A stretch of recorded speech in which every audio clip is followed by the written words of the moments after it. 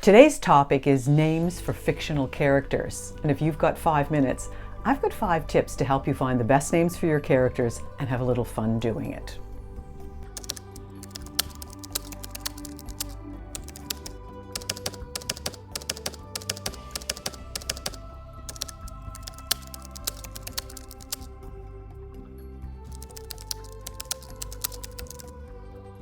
When I started my writing career in nonfiction decades ago, the issue of naming characters was something that almost never came up. Now I say almost never because I had a penchant in my writing for using anecdotal material or even weaving stories, fictional stories within my nonfiction. So occasionally I had to learn to name a character.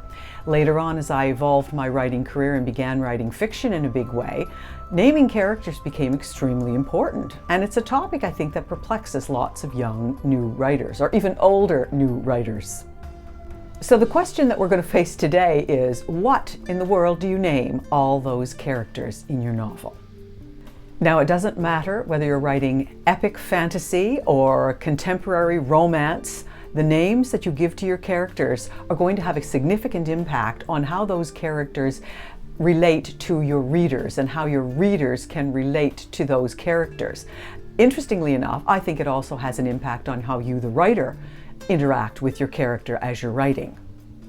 So I have 5 tips for you to help you find the perfect name for your characters.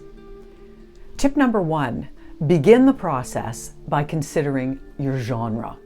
Genre is so important when it comes to naming characters because different genres have different naming conventions for the people within the worlds that they signify.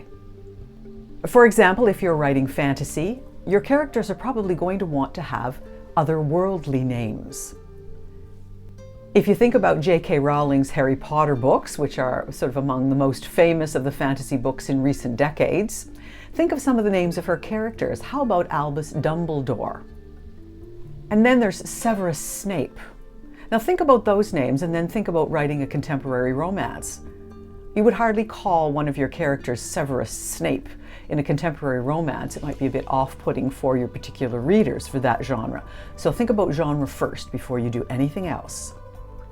Tip number 2, consider the cultural and historical context of your story. For example, if your story takes place in Paris in the 1800s, you're going to have to do a bit of research on names. And it won't do to go online and ask people in writing forums what they think you should call your characters. It's up to you as the writer to find the right name.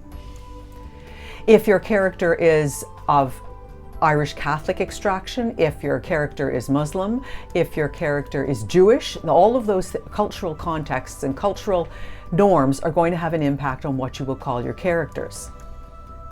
Now think about this for a minute. What do the names Jean Valjean, Éponine, and Gavroche bring to your mind?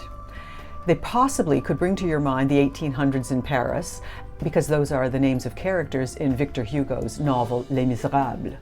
And you probably wouldn't call one of them Lindsay Lohan, would you? That wouldn't have been an appropriate name. And it won't be an appropriate name for you to call a character if you're setting your novel in the 1800s in France. So remember, the time frame and the culture are going to have an impact on the name that will be the appropriate and right and perfect name for your character. Tip number 3, consider the precise place and time when your character was born. Now this is a little bit different than the previous tip. Think about the actual year that the individual character was born. So you need to know how old the character is. I actually think that this is a place where you can have a little bit of fun. My most recent novel, We Came From Away, has a main character in it who is turning 100 years old. And she was born on the island of Newfoundland on the east coast of Canada in the early part of the 20th century. And when I did some research on those kinds of names, I came across an interesting site that had names that are the most common names in cemeteries in Newfoundland and the dates when these people lived and died. This is a terrific way to find information about what a character should be called. And given the fact that my particular character, who was turning 100, was also from Irish Catholic extraction, after all of this research, putting it all together, her name is Nora Houlihan, the perfect name for a character from that cultural context and time. So for example, if your character was born in the United States, in a particular state, in the 1970s, for example, all you need to do is go online and look for a list of the most popular names from the 1970s in that particular state. Have a look at the name and see which one jumps out at you that says, yes, that's my character's name. That's a good way to do it, unless, of course, there are some other considerations that you want to make in giving that character a name. And that leads me to tip number 4. Consider the meaning of the name. Sometimes you'll have a character whose name is supposed to signify a specific meaning.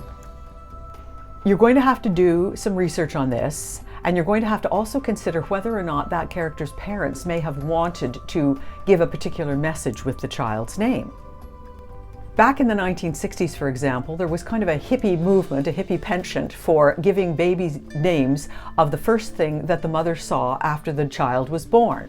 So we ended up with names like Sunshine, Moonglow, Apple, River, all of those kinds of things for hippie names. You'll also probably be aware of the fact that many current celebrities, for example, give their children very peculiar names. It's very much worth looking those up on the internet to see what kinds of odd names celebrities give their children sometimes. Maybe you have a celebrity in your novel, and that celebrity is going to give that child a particularly odd name. And tip number 5 is consider the name's pronunciation, how it sounds.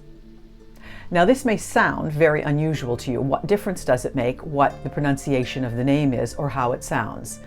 But think about it for a moment. When you read a book and you see a very long name and you don't know how to pronounce it and it keeps coming up in the particular book, it gets very annoying because readers try to pronounce them in their heads, and what they're ending up with is a bunch of gobbledygook. The fact of the matter is this can actually turn readers off. If a reader cannot pronounce the name is so unpronounceable that they can't get their heads around it, it may be problematic for them, and they're not going to have the same kind of relationship to the character that you might have hoped to create with the story.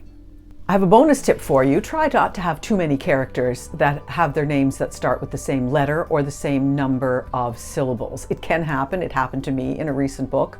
I had to actually change one of them because I kept 3 names that were very similar. This is very confusing for the readers. And if you're ever considering writing a screenplay and wondering what to call your fictional characters in the screenplay, one of the things you'll note from a technical point of view is that screenwriting software programs will usually bring up the name of the character as you type in the first letter, and it's really useful for you because it means you don't have to type the name of the character every time.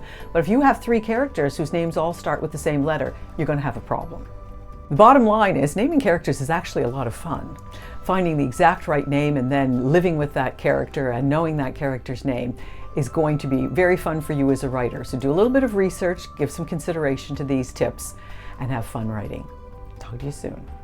Subscribe to Write, Fix, Repeat, and maybe I can help you improve your writing knowledge and skills. 5 tips at a time.